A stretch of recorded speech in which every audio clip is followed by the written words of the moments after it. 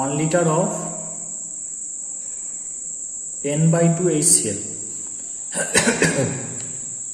তাকে এভাপোরেট করা হলো,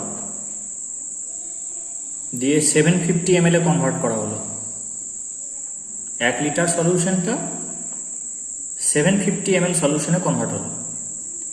তাতে দেখা যাচ্ছে একটা সার্টেন অ্যামাউন্ট HCl কিন্তু বেরিয়ে চলে যাচ্ছে। 2.675 গ্রাম HCl বেরিয়ে চলে যাবে। তাহলে 1 লিটার N/2 HCl এটাকে হিট দিয়ে 750 ml করা হচ্ছে, তাতে 2.675 গ্রাম HCl এভাপোরেট করে বেরিয়ে যাবে। প্রশ্ন করেছে দুটো, এক এক করে উত্তর দেবো। 1 নম্বর প্রশ্নটা হচ্ছে যে what is the normality of the resulting solution.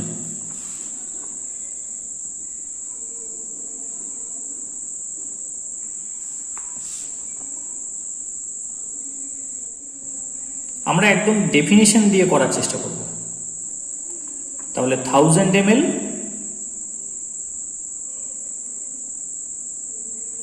1 normal HCl solution বানাতে 1000 ml 1 নর্মাল HCl সলিউশন তৈরি করতে বলতো কতটা HCl লাগবে? Amount of HCl that must be dissolved in that solution, ঠিক 1 গ্রাম ইকুইভ্যালেন্ট লাগবে, অর্থাৎ 36.5 গ্রাম।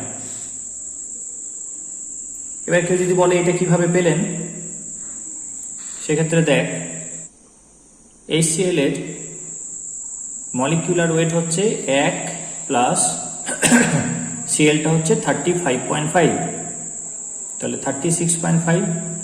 আর আমরা আগের দিন শিখিয়েছিলাম ইকুইভ্যালেন্ট ওয়েট কি করে বের করতে হয়। এক্ষেত্রে কিছু বলে দেওয়া নেই, তাহলে আমরা এটাকে অ্যাসিড হিসেবে ট্রিট করব। তাহলে H প্লাস ছাড়বে কটা? একটা। তাহলে ইকুইভ্যালেন্ট ওয়েট হচ্ছে মলিকুলার ওয়েট বাই বেসিসিটি, অর্থাৎ 36.5 বাই 1, সেটা হচ্ছে 36.5। এবার গ্রাম ইকুইভ্যালেন্ট ওয়েট কত তাহলে হবে? 1 গ্রাম ইকুইভ্যালেন্ট সমান এর পাশে একটা গ্রাম বসে যাবে, সেটাই লিখেছি 36.5 gram. Amount of HCl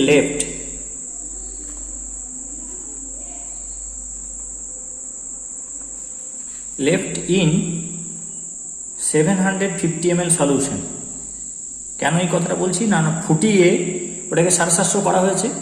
the solution is boiled down to 750 ml which is now containing 36.5 gram minus 2.675 gram.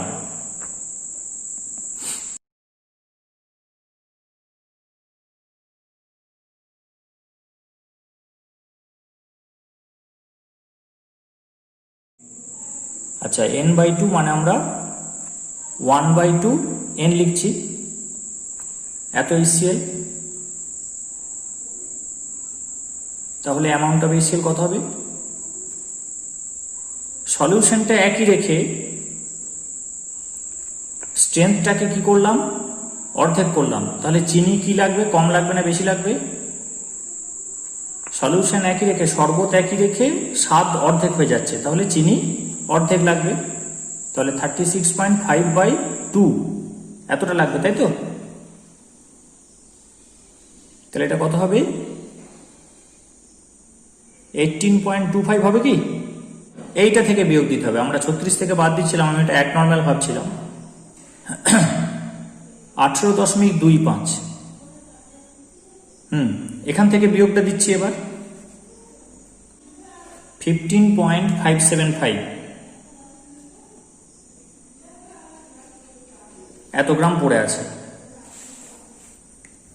ঠিক। এবার আমরা এটাকে আরেকবার লিখব। 1000 ml সলিউশন 36.5 গ্রাম HCl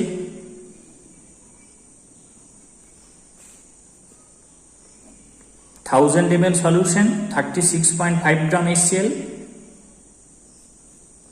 ঠিক আছে, তাতে স্ট্রেংথ হয়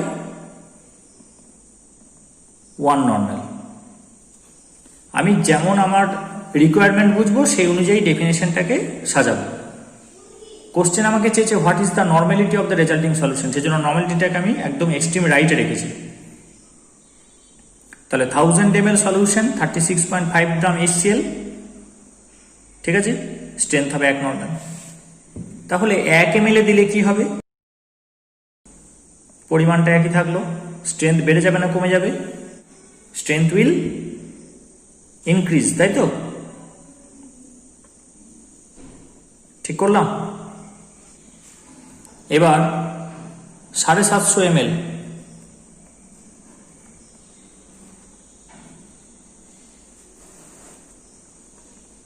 কি হবে? 1000 বাই 750, ঠিক করছি? 1000 বাই 750 হবে।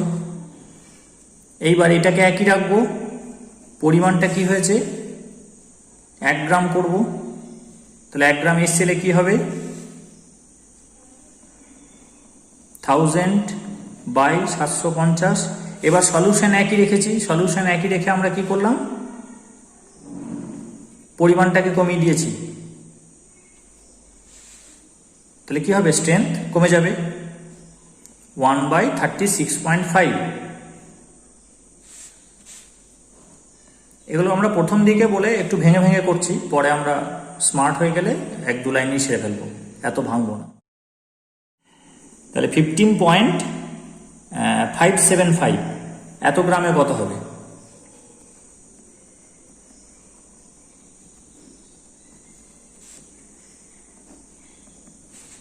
তাহলে 1000 বাই 750-কে 250 দিয়ে কেটে দিলে এটা হবে 4/3। আমার খাটনিটা কমালাম, অত বড় একটা জিনিস লিখতে হচ্ছিল। আর এইটা কি করব, ওপরে হবে 15.575। এটা ঠিক করলাম কিনা বল, এত নর্মাল।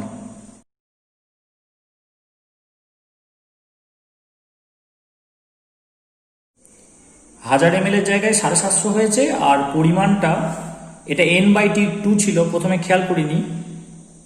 n/2 এর জন্য কত হবে, n/2 এর জন্য এটা হবে 36.5-এর অর্ধেক, 18.25 ছিল, সেখান থেকে এতটা বেরিয়ে গেছে, তাহলে পড়ে আছে 15.575। তাহলে 1000 ml 36.5 থাকলে 1 নর্মাল হয়, তাহলে 750 ml 15.575 গ্রাম থাকলে কত হয়? খুব কঠিন নয়, কত সহজ, 0.569 নর্মাল উত্তর হলো, ঠিক আছে।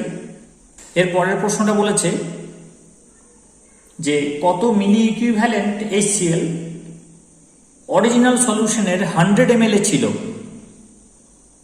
Find the number of milliequivalents of HCl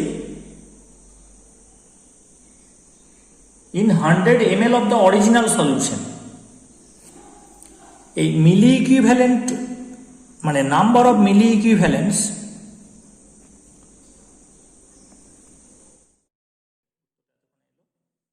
number of milli equivalents present in a solution,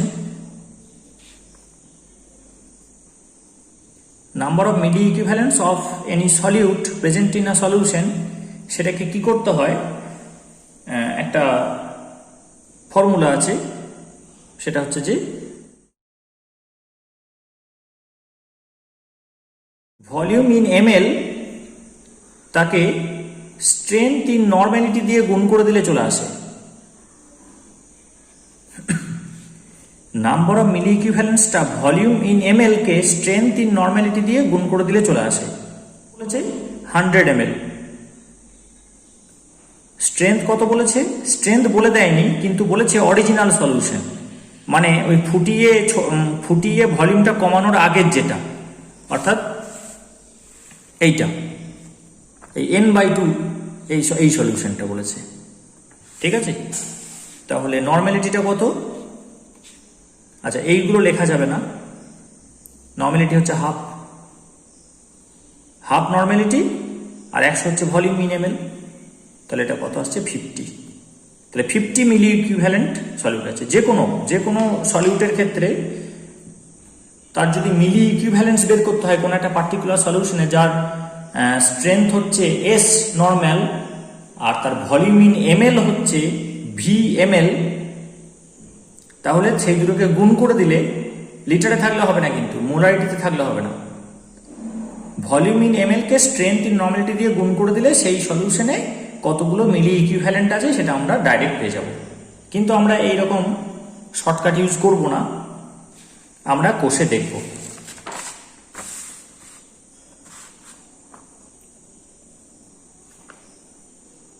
initial সলিউশনটা 1000 ml, তাতে যদি আমরা আমাদের বের করার উদ্দেশ্য কত ইকুইভ্যালেন্ট আছে, মিলি ইকুইভ্যালেন্ট আছে, ঠিক আছে, কত মিলি ইকুইভ্যালেন্ট আছে সেটা বের করাটা উদ্দেশ্য। তাহলে 1000 ml সেটা যদি আমরা 1 নর্মাল নিই তাহলে কত ইকুইভ্যালেন্ট আছে, এই সেলটা কত ইকুইভ্যালেন্ট আছে, 1 ইকুইভ্যালেন্ট, ঠিক আছে।